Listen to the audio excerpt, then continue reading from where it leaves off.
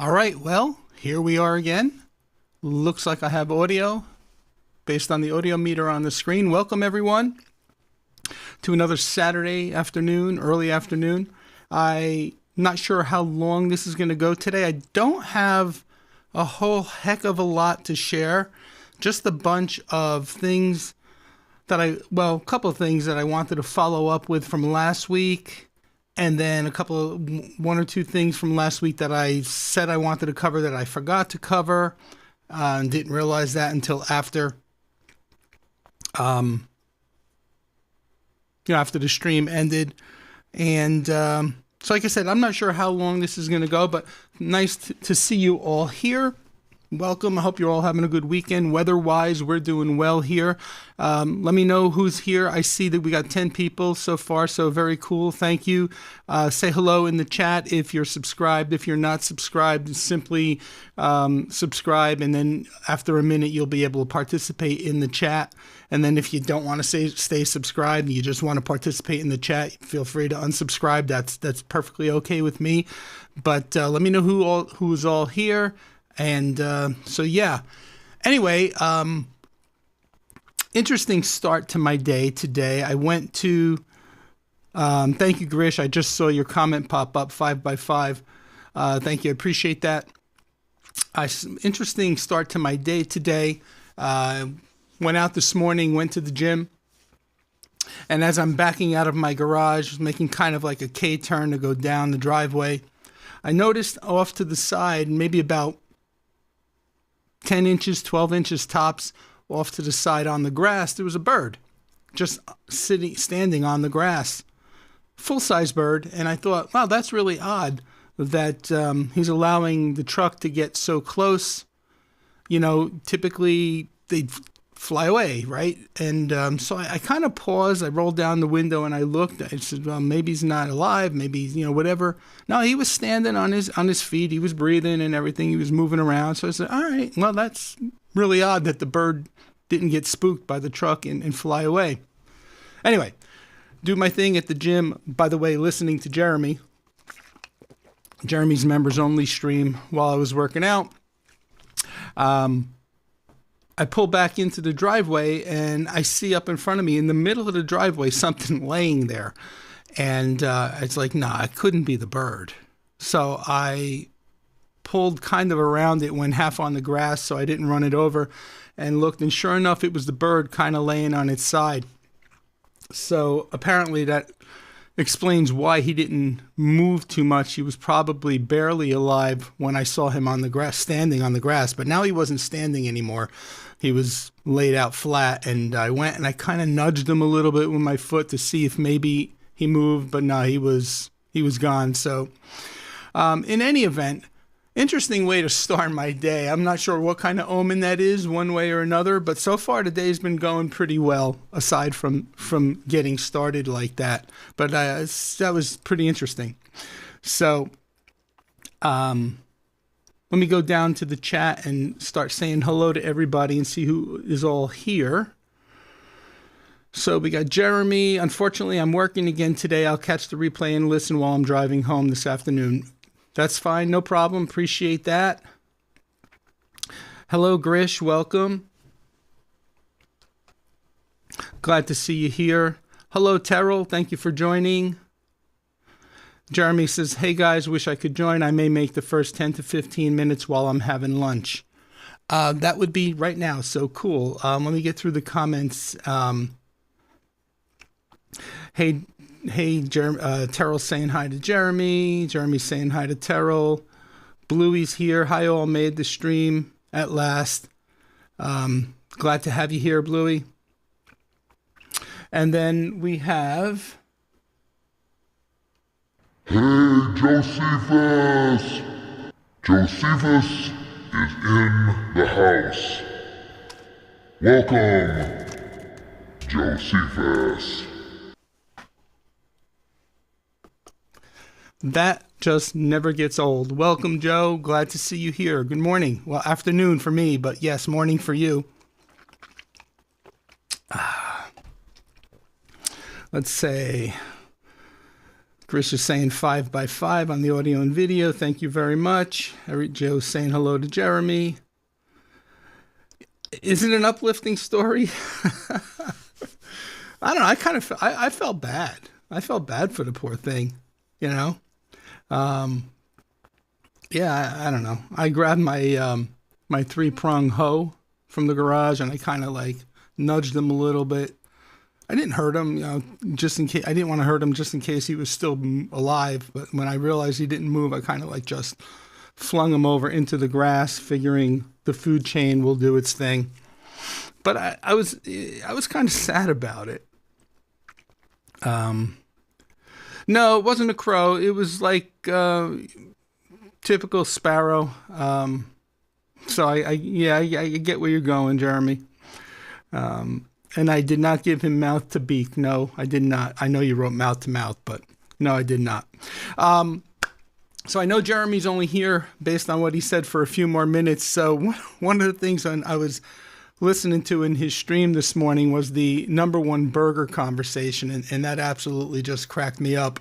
And I wanted to kind of bring that up and continue the conversation a little bit in today's, in the stream for a little bit, not to belabor it, but it was interesting, the different burger joints that were mentioned. I've never heard of A&W. I think that's what Jeremy was talking about, where he gets the olive burgers. Around here, we have a local joint called Winnie's, and it's not a chain. It's a family-owned Southern restaurant, and oh my God, the best burgers I've ever had in my entire life. I don't eat them often, but when I want to have a burger, I go to Winnie's. Now, that said, there is a place here called, oh, Jesus, I lost the name of it. Oh, Cookout. And I don't know if that's just a Southern chain. It is a chain, and I don't know if that's just a Southern thing or if cookouts are elsewhere in the country. But I have friends that have eaten with me at Winnie's who swear that Cookout's burgers are better. Now, I've never been to Cookout, so I can't tell.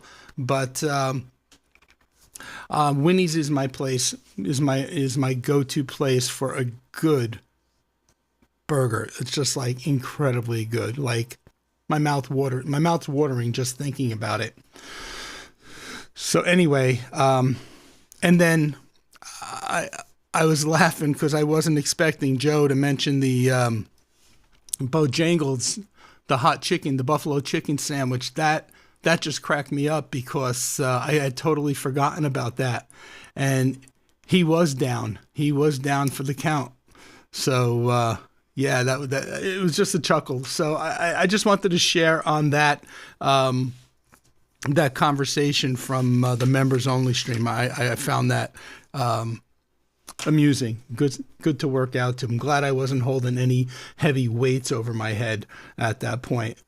But oh my God, look who's in the house. Good to see you. Good to see I'm finally catching an episode. Good to see you, Uncle Joe. Hope all is well.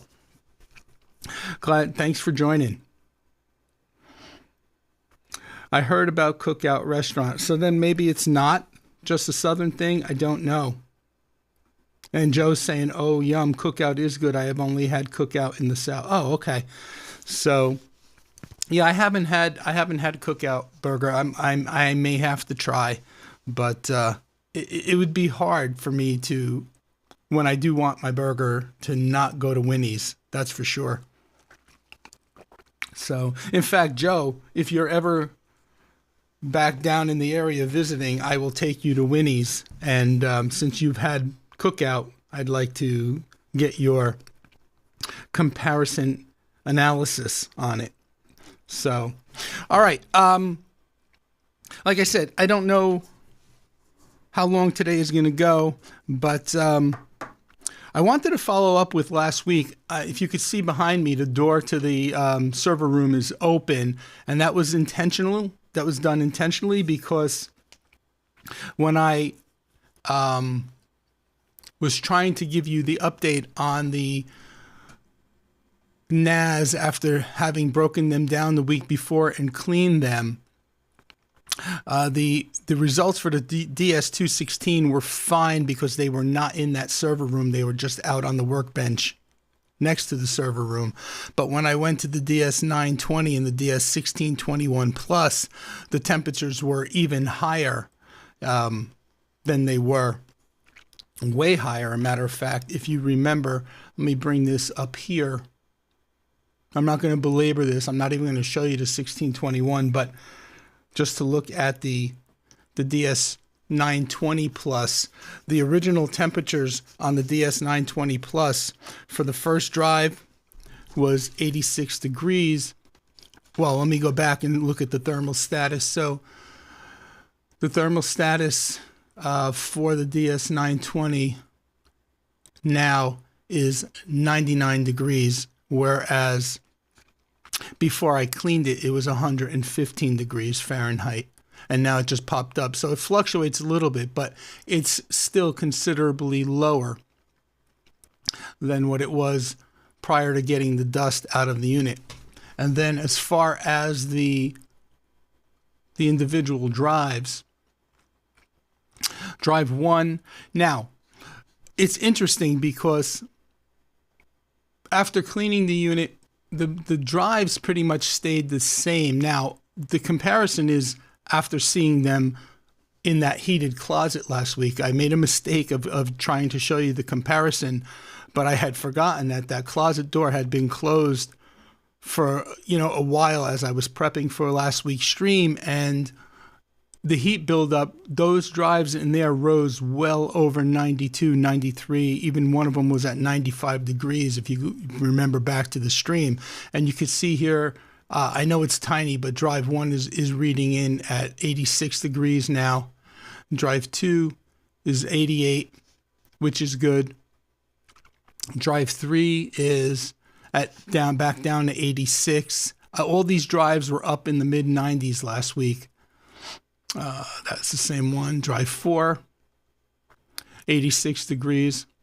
And then the cache drives last week were, I think, hitting 97, and both cache drives are this one's at 93, and I think so is the second one. So the simple point of the fact of the matter is, and the reason why I brought this up last week and following up with it this week is the point behind it is that if you've had devices running for a long period of time, like in my case, the DS216 plus 2 has been running for almost 9 years.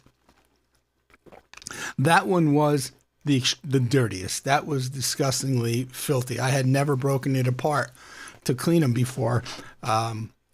Obviously, the 920 was several years younger, and the 1621 as well. They weren't as caked up with dust, but the DS216 plus 2 was. So, point of the story is that if you haven't cleaned your devices, it might be in a while. It might be worth taking a look so that you're not putting a strain on them and causing the fans to run unnecessarily.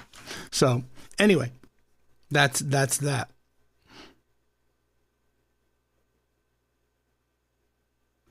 The one person, I'm assuming person, right, was telling me that about them is in North Carolina. Okay. Morning, Jason. Afternoon here, but morning to you. Did you all hear about Synology potentially backtracking on the drive lock-in? I have not. Let me see if there's anything out there on this. Synology.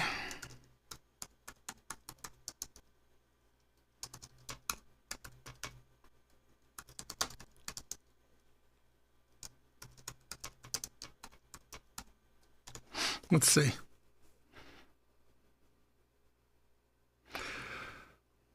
Synology just locked down your NAS. More information. Nothing seems to be coming up initially. Just with a quick Google search. Where have you heard it, David? On Reddit, maybe? I know I haven't heard anything to that, but that doesn't mean it's not possible.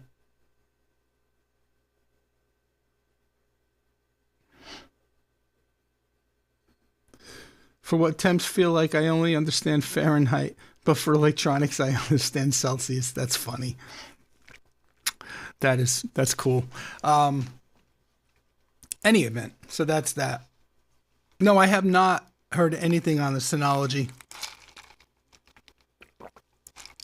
Nothing at all. All right. I don't know if Jeremy's still here, but thanks for joining during your lunch period, Jeremy, or your lunch hour. I appreciate it. Seen something on it. Terrell says he saw something on it. On NAS Compare. Let me go up to YouTube real quick and take a look.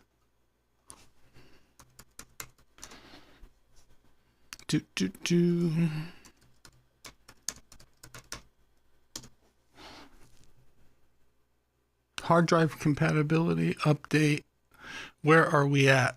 So it was a video that he released a video yesterday. Let me get the comment off the screen. I haven't had a chance to see the video yet. Synology and hard drive compatibility. Where are we at?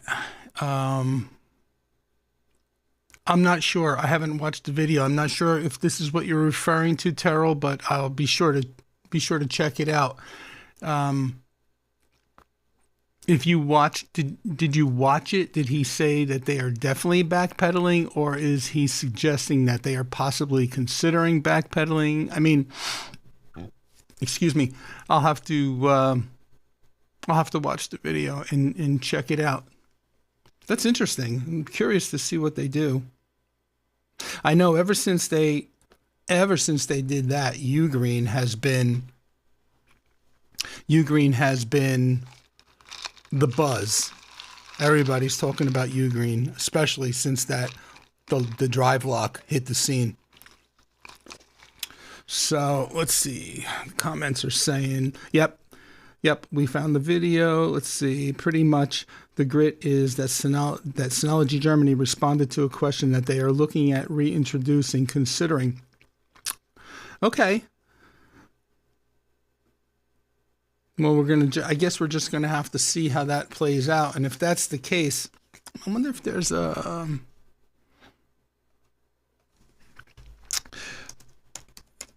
press release. Synology Germany.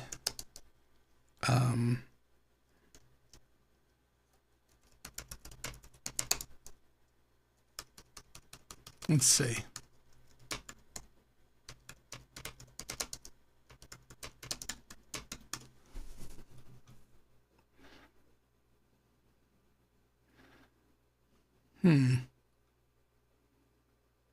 No, like there's nothing out there, at least released at this point. All right. Yeah, I'm going to watch it today after the stream. Hello, TVJ. Welcome. All right. So, let's see.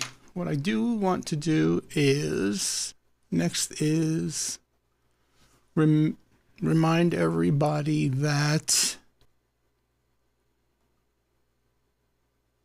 let's see.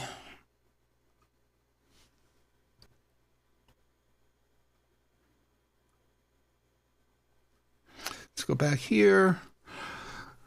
Just a reminder, if you haven't already signed up for the GWN7062E Wi-Fi 6 router giveaway, it's happening in 2 weeks. Now, next week, I won't be here live on Saturday, but Saturday, September 27th, the following week, I will be live.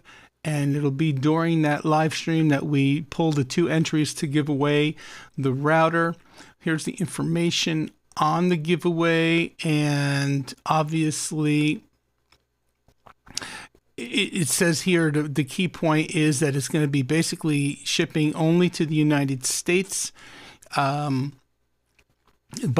if we do have an international winner, I'll send them a flat payout of $25 via PayPal. For the full instructions, the post is right here on my post page or the old community page, and there's all the legal mumbo jumbo that we're required to do these giveaways. Also, the full set of rules or the link to the rules will be in the description of this live stream, as well as it was in the description of last week's live stream too. So I just wanted to give an update on that. We have 14 entries right now. I believe 2 are international so far from what I've seen, and I also have 1 invalid entry. But for the most part, 14 people have signed up. So you still have time if you're interested in the device, or if you just want to win the device and then turn around and sell it and make a few bucks. I mean, if you have no interest in the device itself, you feel free. If you win it, why not enter? So, all right. No, not at all, Grish. Like I said, I have no problem with that. I don't have a lot planned for today anyway, but I did want to go live because I know for a fact next week I'm not going to won't be here at all to do a live. So no apologies necessary, my friend. Bluey says there's a bit more info on NAS Compare's website from the London event. Okay. All right, let's see. Let me see if I can find it.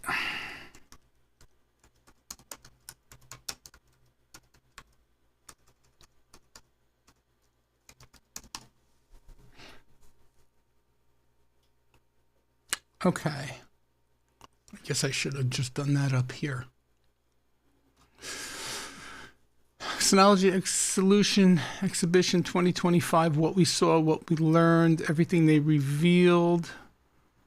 At Synology's UK Solutions. By the way, if you don't have the link to his site, I'll drop it. If you want to check this out yourself, I'll just drop it in the chat.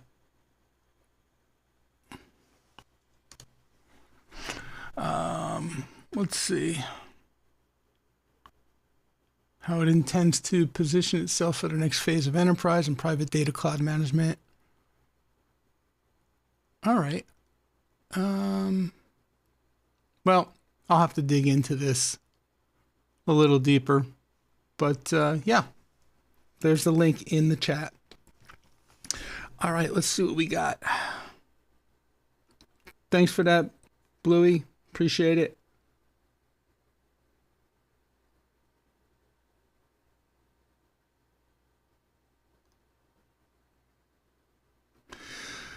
Hello, Cecil. Have you tested SIP trunk registration reconnecting with WAN failure on the GCC 60? I think you mean the 6010. I have not. That would be a good test. I'm going to not do that live, obviously, but I will make a note of that real quick, because I want to test the failover. I've been wanting to test the failover ever since I switched over to the 6020. And besides, I'm not set up on the 6020 with the UCM. The UCM 6020 has the failover, but the Lab 6010 that I was doing that I did the collab video on with Willie, there's no failover set up on that, so I would have to actually set up the PBX or the UCM on the 6020, link up a phone to it, and then test the failover that way. Because I run in the studio or in the house here, I run a separate UCM appliance. I'm not using the built-in because I had the UCM separate appliance back when I was running the EdgeRouter X, not the EdgeRouter X, the EdgeRouter 6P as my edge router. So I ended up a couple of years ago buying the UCM 6302.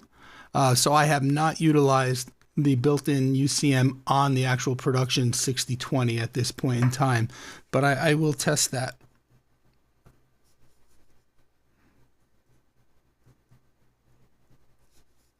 Thank you for that question. Good question.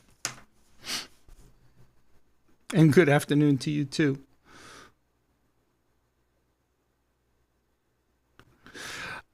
Interesting that you brought that up, Terrell. I am expecting, according to my FedEx update, I'm expecting a 2.5 gig switch coming arrival from Grandstream on Tuesday, this coming Tuesday, September 16th. Now, which one they're sending me, I am not sure, but let's go over to Grandstream's website and I'll show you which one I'm hoping I get. But it's the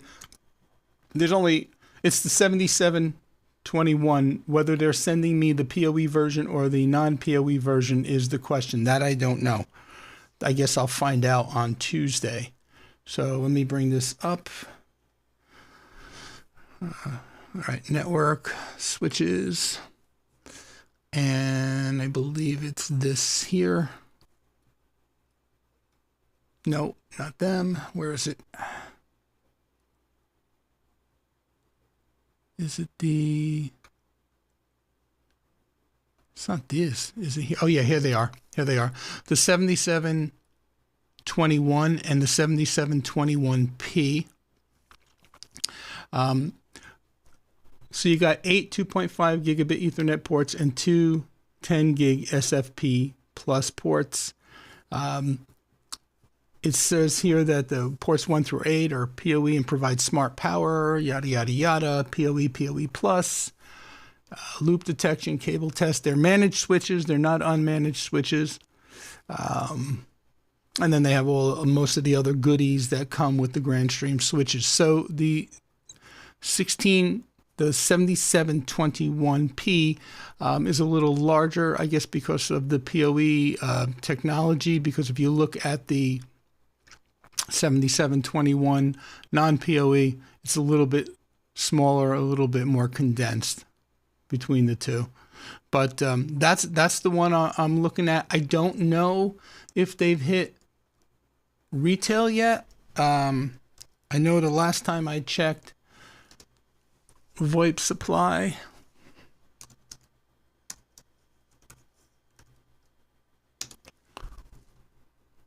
They didn't have them, but there was, let's see, was it IP phone warehouse? I think that's what it is. Let's see. Yeah, let's go here. And let's search for that here. See what they have. All right, so it looks like they have it. The 7721 8-port 2.5 gig ports with the 2 SFP plus ports, non-PoE, $75. And if you want the PoE, it's $130. What I could say to you, Terrell, is I can probably do a little bit better for you. Reach out to me if you decide you're interested in one. I haven't checked where I get my supplier yet, but if they're here on retail, then I'm pretty sure I can get it from my supplier. I might be able to save you a few bucks. I'm not saying I'm going to be able to save you a lot, but I could probably do a little bit better. So, yeah. And then again, there's the link to NAS Compares. Okay. So that's that. Promoted the giveaway. Did a post going back to my page. Let's go back. If you guys haven't seen it, maybe you could weigh in.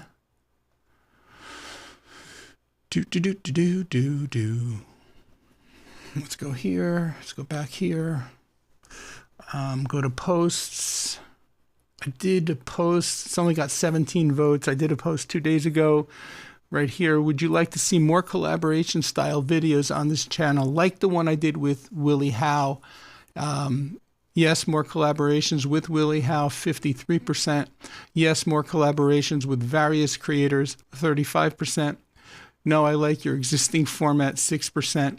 And don't care one way or another, 6%. I was having a hard time coming up with the third and the fourth responses. So I just threw that in there. I'm assuming that the person who doesn't care one way or another doesn't care for me or my videos or anything like that, and then to each his own, right? But I did get a comment immediately when I posted this, and the comment says yes and Mac Telecom from Cody. So I guess Cody's looking to do a collaboration. Just not sure exactly what I would collaborate on with Cody, because I am so withdrawn from the Unify ecosystem at this point. I mean, yes, I still have clients out there that I support, but I would really need to sit down with the new UI and all the new features and the zone firewall and all that and really get up to speed.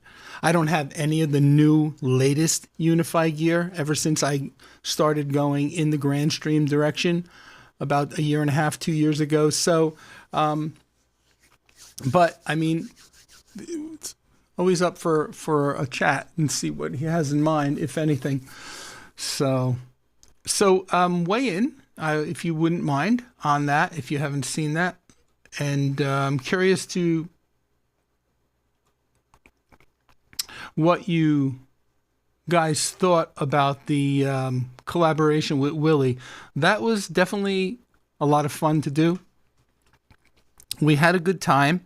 The best part about it is we both have, there's the link to the YouTube post or community page. If you want to join in on the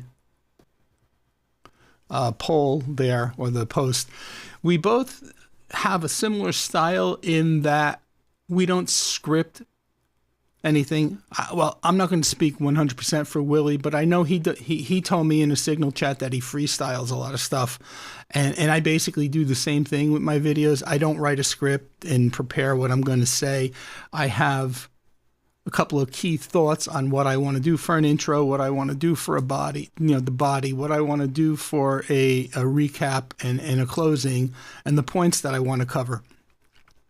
And then I go, and then I just pretty much do it spontaneously off the top of my head.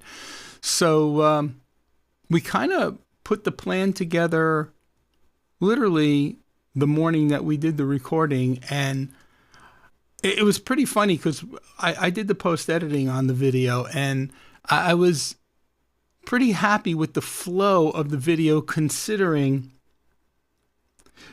the only part we did together was the two up on the screen over a Zoom call. But the actual demonstration part that we each did individually, we not pre-recorded, but we recorded in our own studios, not collaborating with each other, just going with the notion of you'll cover this and you'll cover this, and then we'll see if we could put it all together. And considering we really didn't know what the other was going to say, we had an idea of what the other was going to say, but we didn't know for sure how they were going to start, how one was going to start or end for the next person to pick up with, not really having an idea of what the exact wording was. I thought the flow worked out pretty darn good, but in any event, yeah, that was a fun project, and we talked about a couple more to follow up, like a couple of sequels to that video to kind of put a small playlist together. So I have a feeling there'll definitely be more with Willie, maybe a few other creators down the road. What one is the $75 one again? That one is the GWN7721. I'll put it in the chat.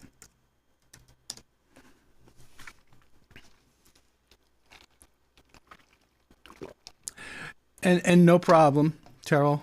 Be happy to help.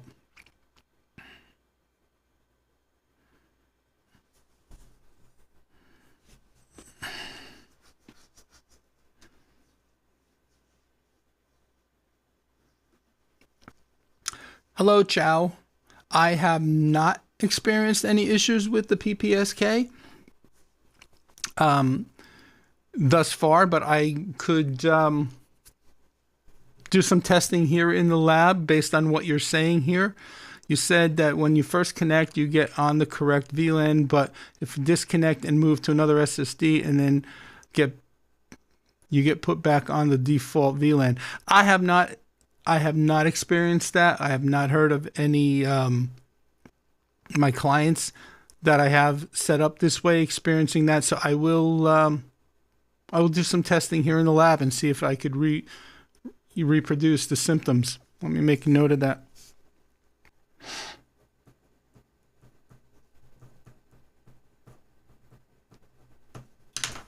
Okay. And you're welcome, Terrell. All right. One thing I forgot to show you last week. So we have 11 people here, 7 likes. So guys, if you wouldn't mind, if you haven't hit the like button, please go ahead. One thing I wanted to show you was I forgot. We talked about the changes I made in the power management in the rack. I had the 2 UPSs in the back. I took one out, just for those of you who have no idea what I'm talking about, and to recap, and I put in a watt box, a 12 outlet IP controlled power conditioning watt box, and I installed it in the back, and I left one UPS in, so everything in the rack now is plugged into the watt box, and then the watt box is plugged into the rack. And when I showed that last week on the stream, and if you want to see that and you missed it, go back and try to catch a little bit of that stream from last week. When I showed you that, I also said that I had individual control of the actual outlets on the watt box from my phone. And I said I would show you that later on in the live stream, and I never did. So I'm going to show you the behind the scenes to that today in the Oversee UI. But then I also failed to mention that I took the second UPS that was in the rack and I put it here in the rack that is working all the audio visual equipment, because I needed something there anyway. So, and things seem to have been working well. We haven't had any issues with any loss of connectivity or anything like that thus far. So we're going to keep it running like this rather than investing in another UPS, and see how far I can get with this setup. Okay, so let's get into, I want to show you just real quick the behind the scenes of the control of the watt box and how I have it set up. If I could find the link to get me signed in, and then I'll switch over in a minute. Okay. There. All right, so I have the watt box set up. This is the Oversee interface, central management of the watt boxes and other products that there's Arachnus networking, which I don't use, but I can manage here. There's a whole bunch of other product lines that I don't use from this particular vendor that or supplier that I'm signed up with, but I do like the watt boxes, and I do use them out in production with my clients as well, the smaller versions like the 2-port boxes.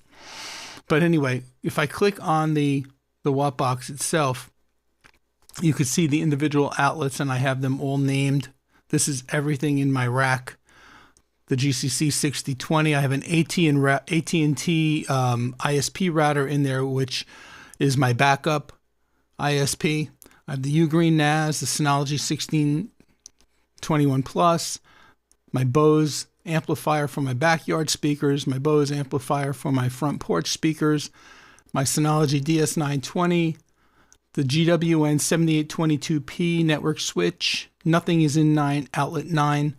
The GWN7816P network switch, and then outlets 11 and 12 are vacant as well. Now, right from the desktop view, I can control these outlets. I won't turn off anything that's plugged in, but like I can literally turn off the outlet 12, and then it asks me, "Are you sure?" And I can confirm, and now the outlet is off, and you can see it went from blue to gray. So everything that I can do here, I can also do from my phone interface.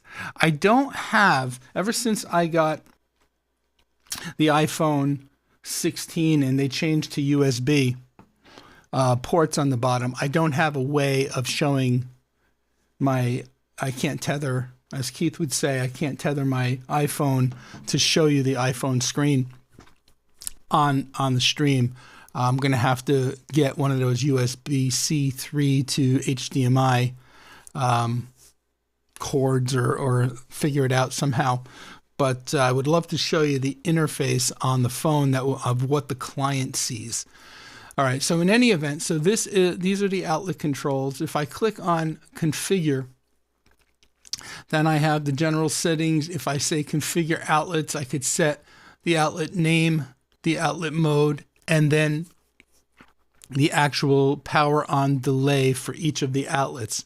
So, for example, where that comes in handy is I have, when we're going to move forward to another screen eventually where I could show you the controls that here on the desktop that I have available to me on my phone as far as what a customer can do with the network. And I have one that's set up that says restart network, which really only restarts three devices. It's going to restart the GCC, the router to 6020.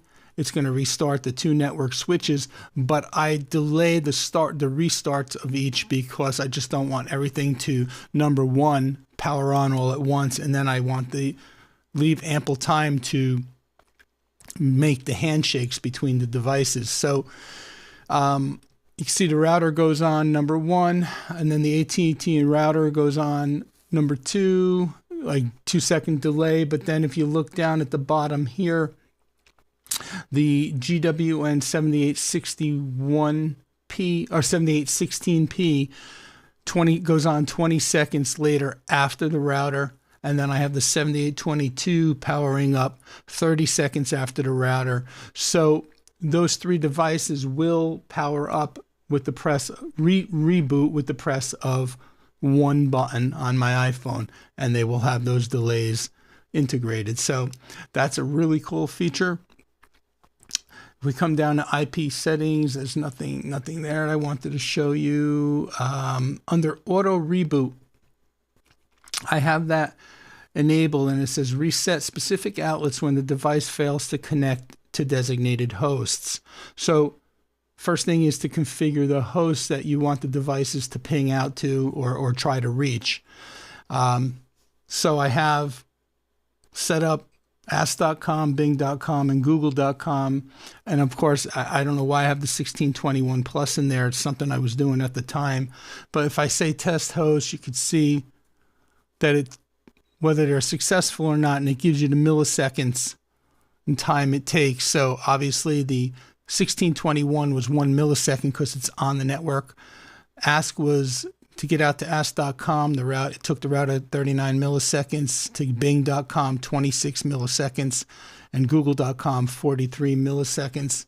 So once you get your host set up, then you can come in, and if you go under configure outlet reboot, you could you could assign the GCC all selected hosts timeout, and then under the selected host, you could pick from your list of hosts that you set up any combination of hosts that you want the router to try to ping. So if the router doesn't reach all three of these hosts, then it will then turn around and reboot itself. So and then I have set up for the router and different devices in here. So anyway, pretty cool. And then from a customer standpoint, if I click on client services, these are the icons I have available to me on my phone. So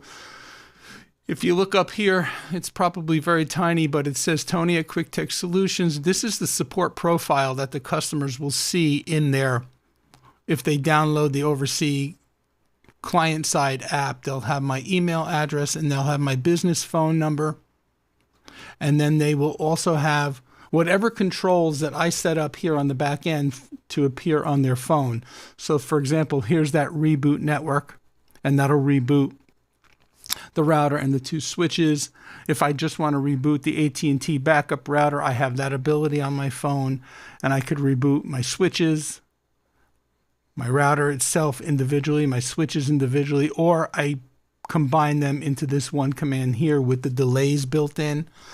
If I want to reboot my Bose amplifiers, I have the availability here. So in any event, I meant to show that to you last week and I completely forgot. So there you go. Let's see what we got going on. Back to the comments. Let me just grab a sip of my iced coffee. Okay.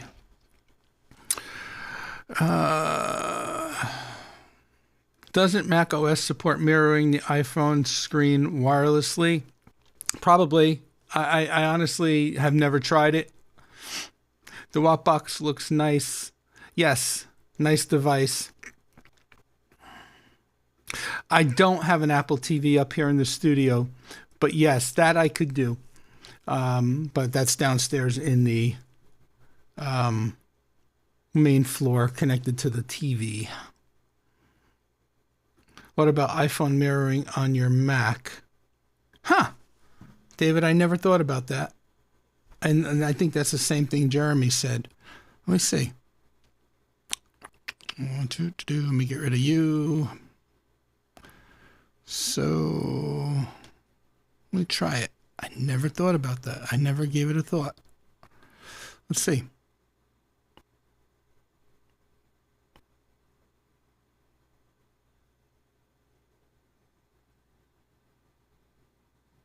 Wait a minute.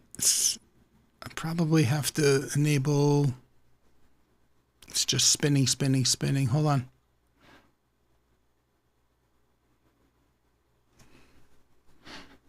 Give me 1 second.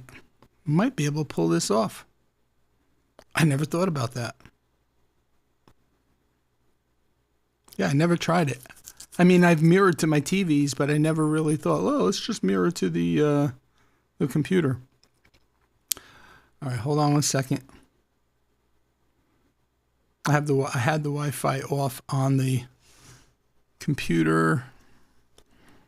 All right, let's see if I can do it now. I could show it to you. That would be cool. That's good because I wanted to show you something else that I wanted to talk about coming up. Let's see if I can get it to connect now. Something's happening. Mirroring on the wrong screen though. Let's see. How do I get it up on the other screen? There. Like that. Awesome. Let's see that.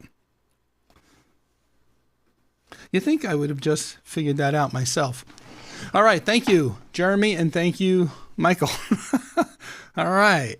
Now you can see everything on my screen, though. Let's go over to the L.L.C app.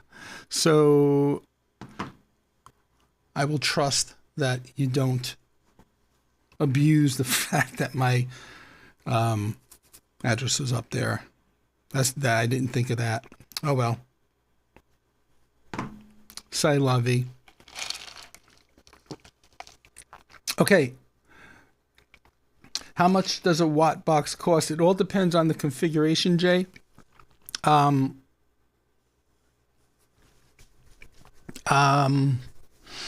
They make two outlet, 3 outlets, I believe, 6 outlets, 8 outlets. So it really all depends on the configuration. Let me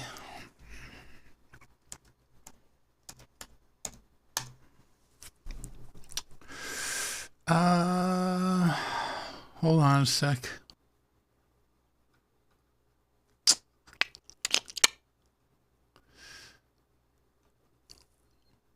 I could at least show you the different configurations.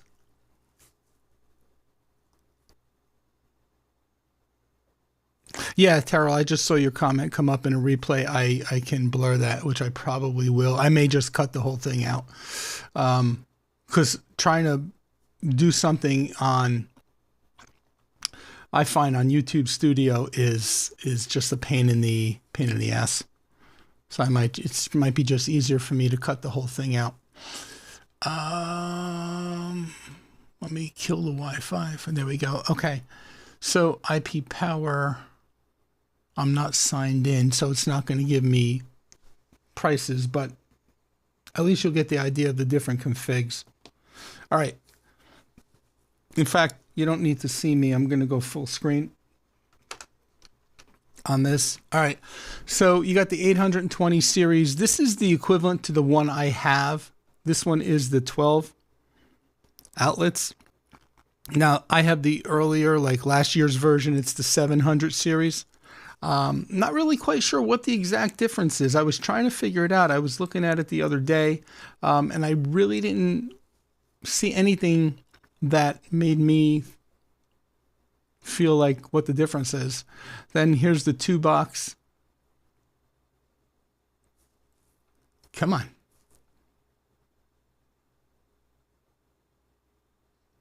They are slow today. Let's go. There we go. The 2 outlets. And what I do with these is I usually put them behind a TV for a customer or in a structured wiring cabinet. If there's, let's say, their router and a switch, I will put this in place instead of just a regular surge protector so that the customer has control of at least restarting their router and their switch. And then I'll put a third button in there that basically allows them to restart with one button, restart the entire network with the delay, the delay in restarting the switch a little bit later after the router reboots. So these are really handy for those types of small network installations. They have an 8 outlet here, another 2 outlet, the 150 series, here's the 800 series, another 2 outlet. I think this one here is a 6 outlet, and you can rack on the side of the switch. They have a 12. I'm not even clicking in because their website's so slow, but I just want to show you they have a Wattbox vertical strip, 12 vertical outlets in a strip, 18 vertical outlets in a strip. So they have a bunch of different configurations. I mean, I'll put the website in the link, and then I'll put the link to the website in the chat. I'll put snapav.com, and then you guys can basically at least peruse the website. And if you see something you're interested in and you want to know, what they go for, either if you're on Signal with me, signal me. If not, email me at Tony at Quick Tech Solutions. Now you know my personal email. So in any event, so it's this. You can browse. Anybody can browse the site there. So all right. Does Grandstream support MDNS repeating between networks, for example? And I saw your example. Yes, David, it does. It's under the network tab, the local networks tab. Where is it? Let me get there. But to answer your question, yes.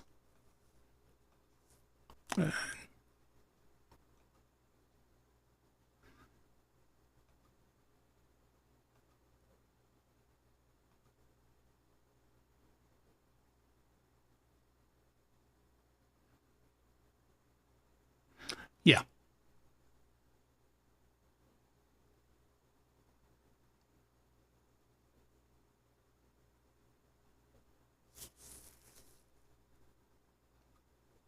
They refer to it, they combine it with Bonjour networking, but it's basically doing MDNS repeating as well, because I have a couple of my networks in there for crossover as well. What kind of iced coffee? So we brew it ourselves.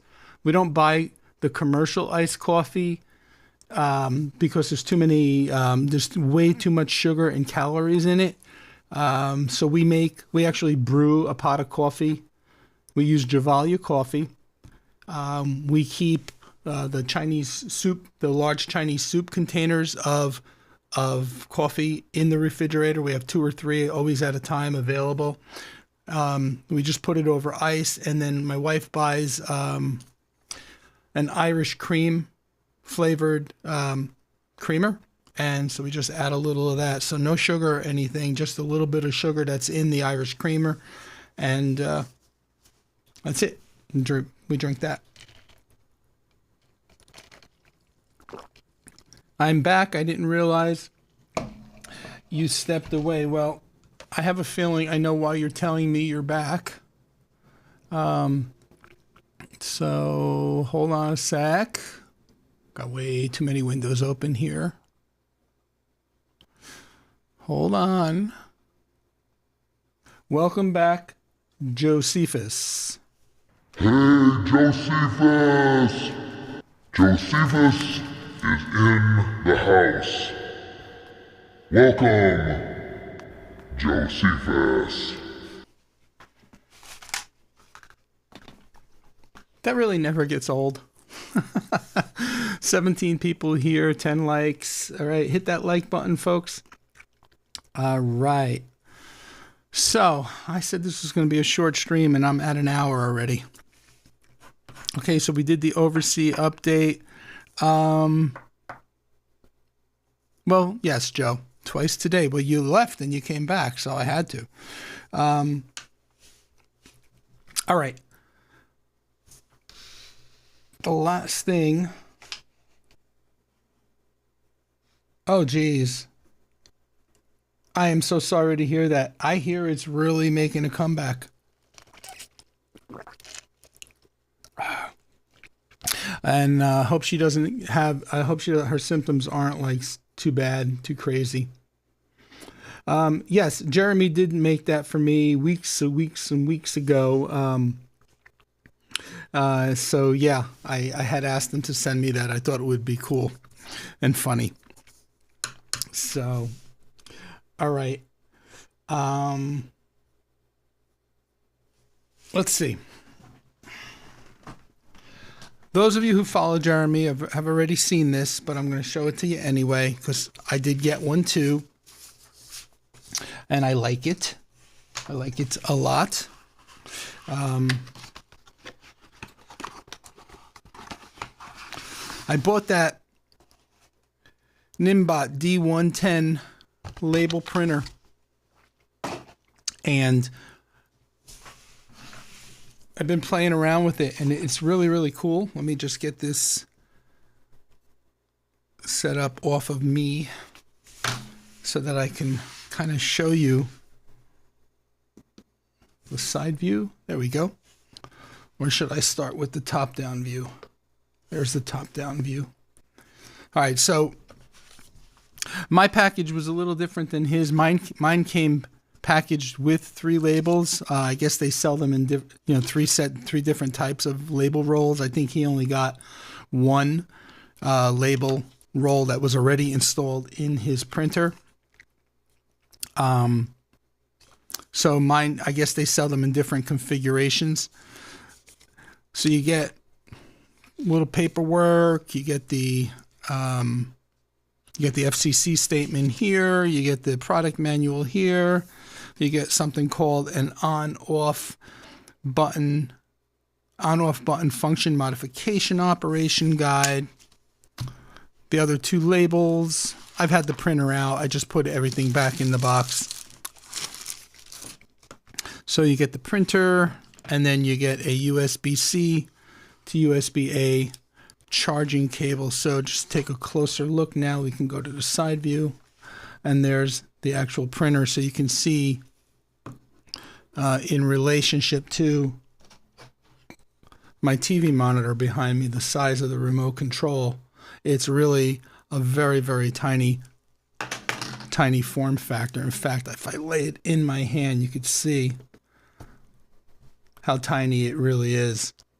So, but let's go back to the actual side view. So I already have the labels in there, but you got your on-off button here. You have the USB charging port there. And it looks like there's a reset pinhole right there next to the USB charging port. There's on the top the button to open the lid, and then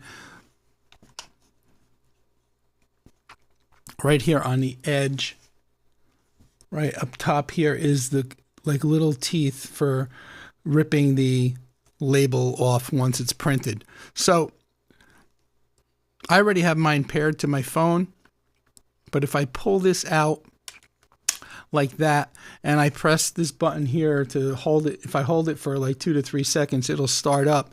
It's a smart printer, so it'll automatically sense that there's labels in there, and it'll also detect the type of label. So, and then it'll adjust based on the type of label. So you could pull it out all the way and it'll pretty much adjust to the type of label that's in there. So I don't know if you saw that pull in, but now it's pretty much ready for me to connect my phone to, which I guess now I can go back, and now that you guys reminded me about mirroring, I can show the app this way. Oh, gotta put the Wi-Fi back on. Hold on one second.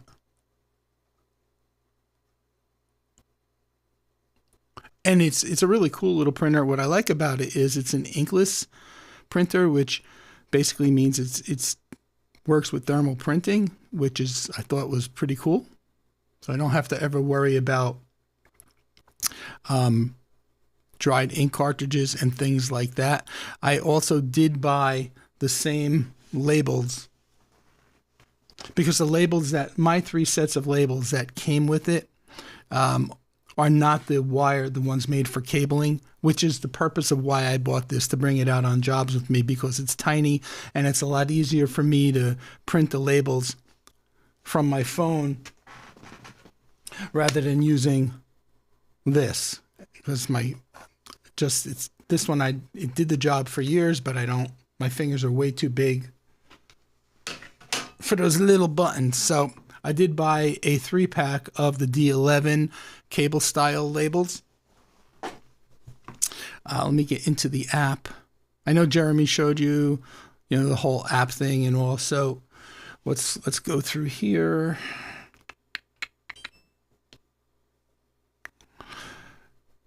Okay, so it seems like it automatically detected the printer. And I can't zoom the page in, but right underneath here where the label is in the center, it says T1440-155 white. So it detects the type of label that's in there. So I did not create an account. You could create an account if you want to. I'm not sure what the additional options are if you create an account, but let's just say for reasons I didn't create an account.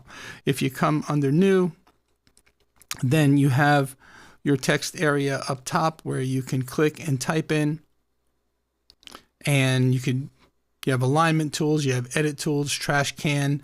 There's different styles. You can bold the font down here on the bottom. You could underline the font. You can italicize the font. You could change the font size by sliding your hand. You could left align, center align. So you could do all the basic text type stuff. So if I double click there, then it pops up for me to enter. So I can say, test, print, not prompt, print. And maybe the other printer is better for my fingers. Who knows? Say done. And then if I want, I can bold that, I can change the size. I can align it, yada, yada, yada. And then I can print it. So let me switch to the other camera and I'll press print. You can see me press print here. Oh, I should show you this page real quick that comes up after you hit print.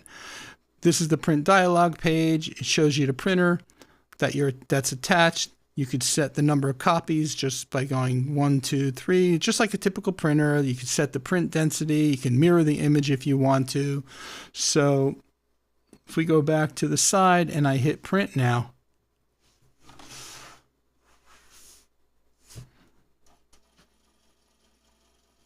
you can see it printed out pretty quickly. And just using those teeth, like I mentioned before, tears off and whoops. There you have it. I know it's not focusing in, but you could see that it did the test print. So in any event, I'm excited about this little guy. It's small, it's lightweight, it's not very heavy. You have the options of creating templates in the app. You can save the templates so that you can call them up quickly. You could batch print. Now, I haven't tried a lot of that stuff, but for the money, I think I paid, stop mirroring, there we go. For the money, I think I paid like $25 or $27 for the bundle that came with the 3 sets of labels. Although I may use, the labels that are in there are fine. And then there is a green version to the label. Comes in colors, same style label as what's in there. But I don't know that I would use this label. I haven't even figured out what it is or what it would be used for. So, but in any event, really inexpensive. It'll do the job for what I need it to do, and I just hope it lasts. It's still working on the same charge. It's about 2 weeks old, and I played with it now about 5 or 6 times. So we'll see how long the charge lasts, but it's pretty fast charging.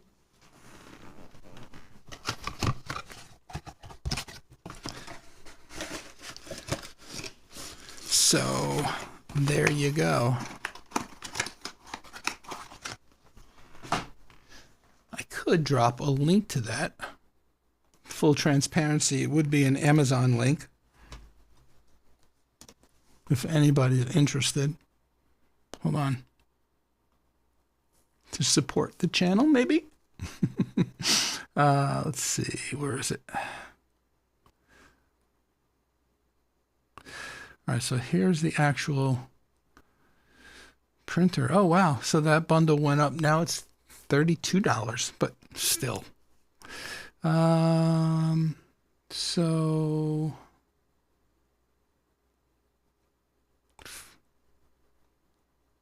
there's that. Here's the link for the actual printer. No, that's no. I thought I copied the link. Hold on one sec.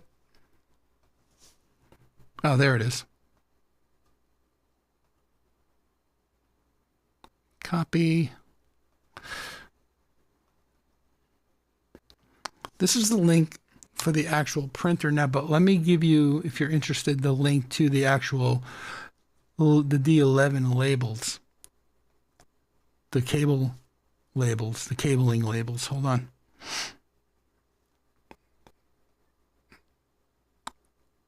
And I remember watching Jeremy's stream, and Joe asked, who recommended it? And I don't remember, but I remember seeing it on his stream saying, yeah, no, that's definitely worth the money. And these are the labels.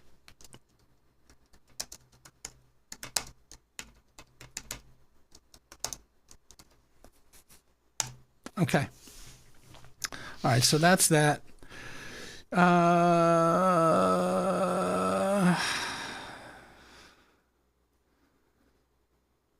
yeah, I've had COVID once, and it's not fun. Cable labels would be good for VLANs, yes. All right, so I didn't think I was going to go over an hour, but of course I did. Last but not least, I want to show you guys the update on the deck project. And yes, the printer is only $32, and that's the kit with the three rolls of labels. And I think the cable labels themselves, the 3 rolls, this little box here of the D11 cable style labels, there's 3 rolls in here, $14. So I mean, you can't beat it. All right, so switching back real quick to this screen here. Last but not least, to update y'all guys on the deck. We did have our delivery on Friday. Now, part of the lumber's in the backyard. This is on the front driveway. This is the first of 2 deliveries, so we have made some progress since the last time I showed you just the bare backyard.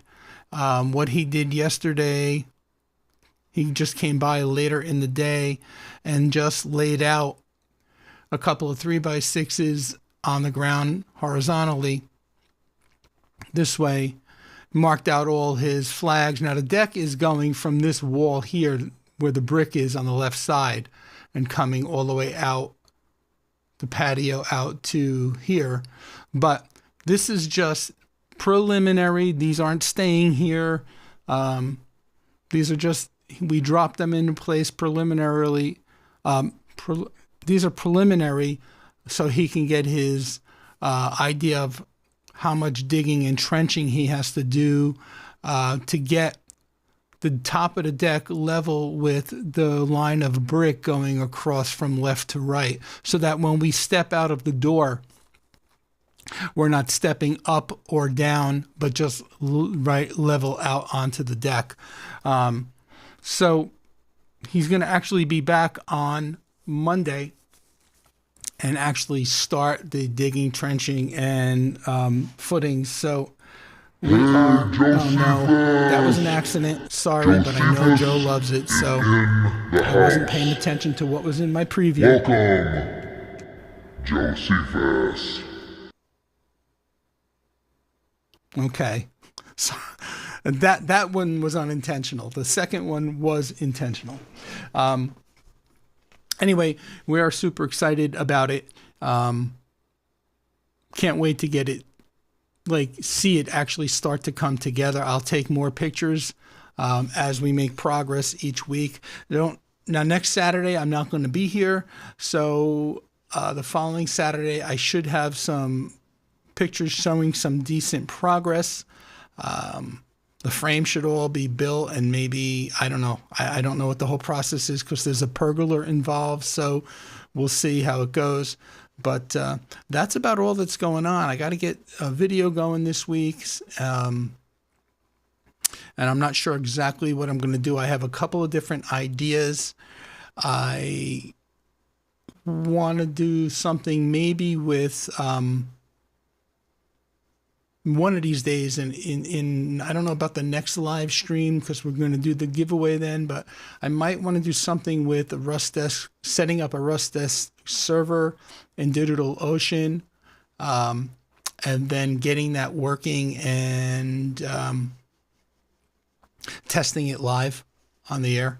So we'll see how that goes. It's fairly simple to set up.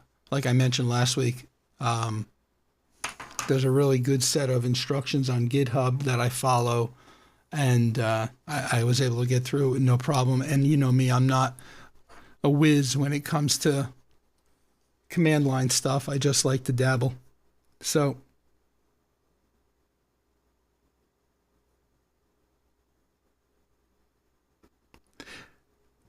accident or still not like it?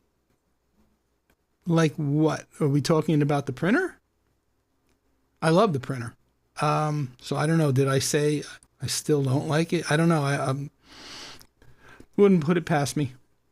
That's why I always go back and watch the stream and I cringe. I'm like, ugh, what did I just say? All right, folks, we have been live for an hour and 18 minutes. I never expected to go this far. Jay, if you want to talk to me more about the watt boxes, if you're still here, you can reach me on Signal. Terrell, if you want more information on the 2.5 gig Grandstream switch when you're ready, you know how to get me on Signal. On that note, folks, I want to say thank you all for being here. Enjoy the rest of your Saturday. Enjoy the rest of your weekend. Remember, I won't be here next week. Don't forget to sign up for the giveaway, which will be pulling the 2 winners on the next live stream, which is 2 weeks from today, September 27th, 2025, probably starting the live stream at 12:15. And that's it for now, everyone. Take care and thanks for being here. Have a great rest of your weekend.